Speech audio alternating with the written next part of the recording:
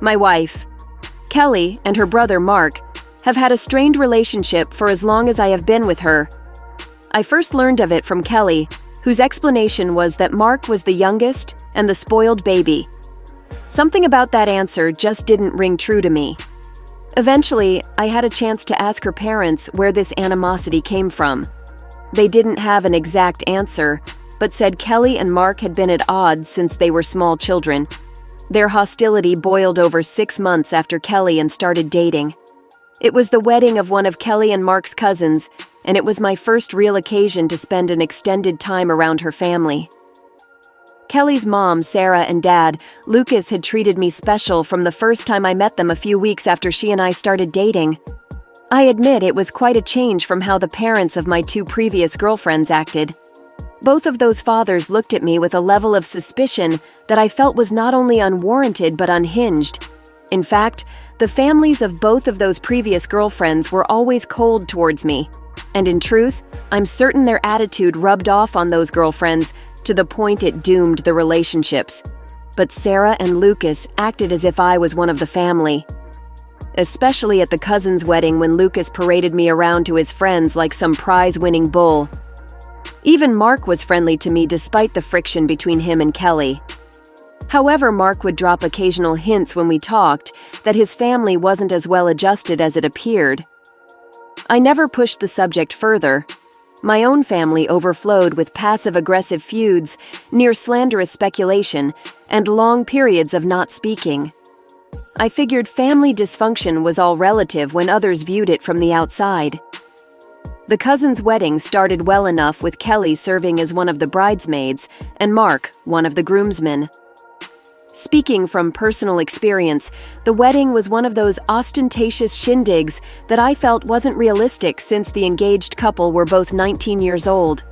Having spoken with them a few times, they seemed deeply in love, but several of my college buddies, having married at that age or a little later, were already divorced and bitter. The ceremony went without a hitch. The bride was beautiful, and the groom looked as cool as James Bond in his tux. It was at the reception dinner where the Kelli and Mark fiasco happened. I was dancing with Kelli's mom as the band played some Sinatra tune, the lead singer belting it out with all the style of Frank. In fact, between Sarah and Lucas and a few other relatives demanding time, I hadn't had a chance to say 3 words to Kelli since immediately after the ceremony. That's when I noticed Kelli and Mark off in the corner. I couldn't hear anything but their angry facial expressions and gestures suggested they were in a heated argument. Having heard about their squabbles, I didn't want to interfere.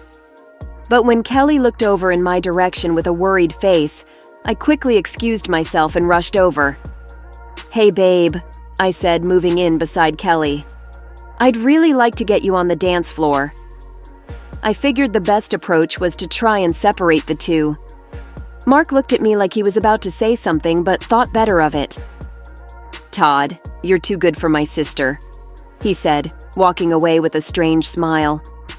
Kelli grabbed my hand and pulled me to the dance floor, not saying a word. Yeah, I didn't have to be a genius-level psychologist to know there was something more than a simple strained sibling relationship. As Kelli and I started dancing, I was about to ask what the problem was when she pulled me in close for a kiss. Even though I was not some naive teenager when it came to the idea of love, that kiss disarmed me to the point I forgot about the incident. Fast forward about 4 years, Kelli and I are married and have settled into what was nearly one of those happily ever after scenarios. At a greatly reduced price, her folks sold us the house Kelli's grandparents had lived in. Doing better than okay with money and being young and adventurous, we were traveling as much as our jobs would allow. Having a few kids was in the plan, but we both wanted to enjoy each other before little rugrats and crumb snatchers took all our time and energy.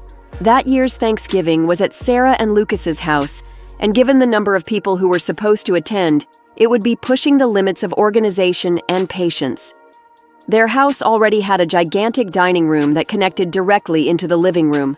So after moving some of the furniture and adding another table, the crowd of about 15-some-odd people were able to be seated.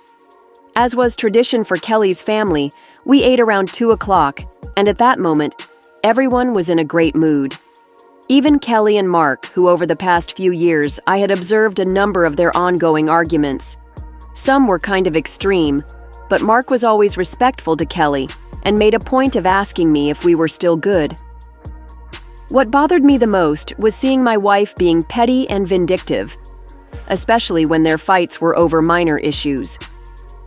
Kelli never pulled the same cruel behavior on me. In fact, she went to great extremes to reassure me that what went on between her and Mark had nothing to do with me. As we settled in at the dining room table, Kelli and I were seated next to each other, while by chance, Mark and his new girlfriend were across from us. The damn turkey hadn't even received its first cut when things went to shit. "Miranda," Kelli said, passing the mashed potatoes to me. "It's so good to finally meet you.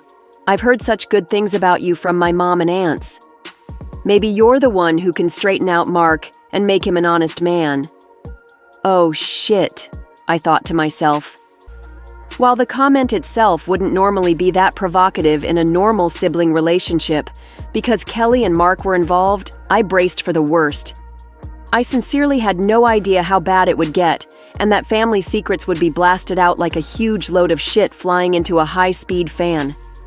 Miranda, a really nice girl who seemed to adore Mark, just smiled. "Well," she said, grabbing Mark's arm and pulling him close, "we were going to spring the news later, but I can't wait any longer. We're engaged."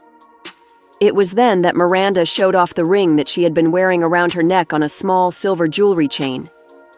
The crowd erupted into cheers, with Sarah and Lucas beaming with pride. It was then that I glanced at my wife, who looked like she had just swallowed something rotten.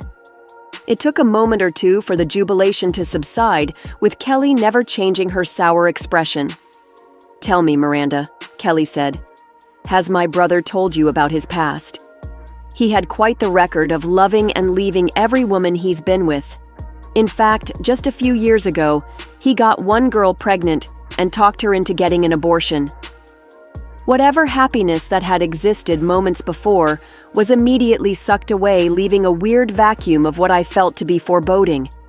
Everyone at the table was completely silent and looking at either Kelli or Mark.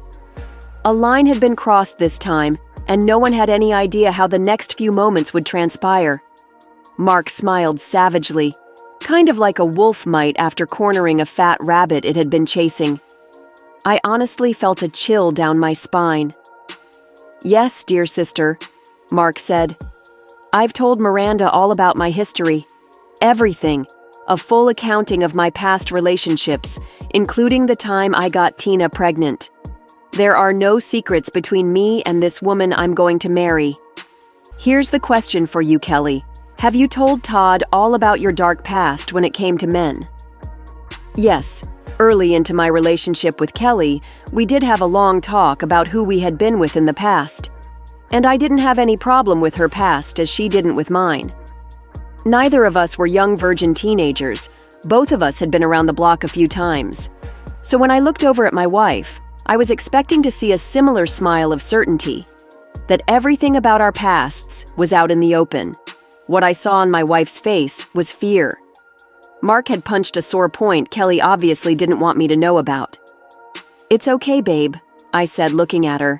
"I love you. And I'm not worried about what you did in the past. You'd have to be married to understand." But when I placed my hand on Kelli's to reassure her, I knew she had been about to jump up and run out the room.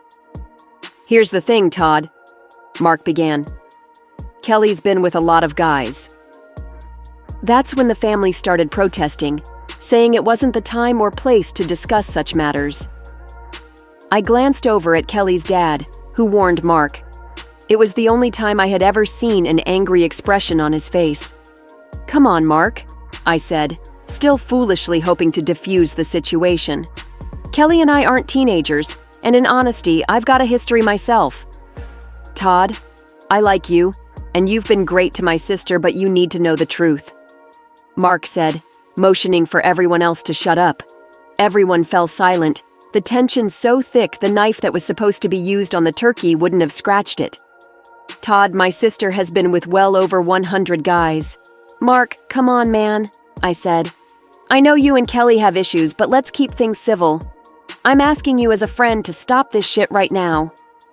Todd, I know you think I'm lying to piss off my sister. But it's true. My dear sister was a full-fledged slut during college. How do I know this? Because she was expelled after having gotten caught fucking a house full of frat boys. See, somewhere along the way, she caught an STD. And well, they had to track down all the guys she had contact with. I was speechless and getting ready to launch myself across the table and beat the shit out of my brother-in-law. But I looked over at Kelli first and saw the expression on her face. She was holding back tears, and the expression of shame on her face told me it was true. Yes, it bothered the shit out of me. But I loved my wife and her past. While disturbing cause it suggested a huge flaw in judgment, I completely believed she was a different woman now. You knew what, Mark? Fuck it, I said, standing up, getting ready to defend my wife. I don't care. Kelli has been a fantastic wife and never done anything at all to threaten our marriage. You sure? Mark said. You remember my cousin's wedding? Shut the fuck up, Mark, Kelli yelled. You've done enough damage for today. I'm ashamed of how I acted back in college. I wasn't coerced nor drunk, but I was ungodly stupid, and I'll never live down those past actions. Oh, I touched a nerve, Mark said, smiling. Miranda got up and was doing her best to pull him away from the table. Listen, Todd, he said. You remember the best man? A guy named Robert. I caught Kelli and him sneaking out of one of the unused dressing rooms at the church. Their clothes were a mess, and when they saw me and my buddy Mac, they both panicked. I know you're going to hate my guts from now on, but you deserve to know. I looked down at Kelli expecting to see defiance or anger on her face. All I saw was more shame. Is it true? I asked, suddenly numb. Yes, she whispered, looking away from me. This is when I had the absolutely crazy idea. The reason Kelli's parents and other relatives made such an effort to make me feel comfortable and welcome was because they were, in their view, trying to get me to buy damaged goods. I looked around the table, and while the idea was inhumanly ridiculous, all I saw on their faces was shame, like they were all a bunch of toddlers that got caught torturing a cat. I was overwhelmed with the urge to get away from all of them. Todd, please, Kelli said, trying to grab my hand, but I was out the door before anyone could stop me. Driving away seconds later, it felt as if a huge weight had been lifted off my shoulders. Hours went by with me driving around until I finally realized I needed to go home and pack a bag. Because there was no way in hell I could stay at the house with Kelli. The obvious choice for a refuge was my uncle's guest house. It sat a mile down the road from the main house, and you had to know it even existed to find it. I could crash there as long as I needed, which I thought might be measured in months. The next day, Kelli began blowing up my phone with voicemail and text messages. It was late afternoon when I finally talked to her. She made the expected pleas of, it was a mistake, that she only loves me, that she will spend the rest of her life making it up to me. As Kelli pleaded, I realized that if all she had done was cheat once while we were dating, I could have forgiven her. Yeah, it was a knife to the heart, but I truly loved that woman. But the idea that they had to track down over 100 guys after a college party because she turned positive with an STD afterward was just something I was shamefully having trouble letting go. Another thing that irked me was the idea I couldn't shake, was that her family made a point of hiding the info on both the college orgy and that she cheated during the cousin's wedding. I got Kelli to eventually calm down, reassuring her that I wasn't about to talk with a divorce lawyer. But it was definitely best to be apart for the time being. She broke down again, but my promise that we would do marriage counseling was enough for us to end the call on good terms. Maybe the counseling will save our marriage, but I highly doubt it. I just can't rid myself of the idea that she and I could go somewhere and unexpectedly meet up with one of the 100 guys she banged. I've made a point of looking for individual counseling to see if I can overcome that flaw. So for the time being, I'm staying at my uncle's guest house, trying to figure out a way to be a better man. This is a highly emotional and personal story, with significant themes of family dynamics, marriage, trust, betrayal, and self-reflection. if you're planning to share this story in a video or written format. Component placement. I can help craft a compelling title, long description, hashtags, and tags to encapsulate its depth and reach the intended audience. Here's an example.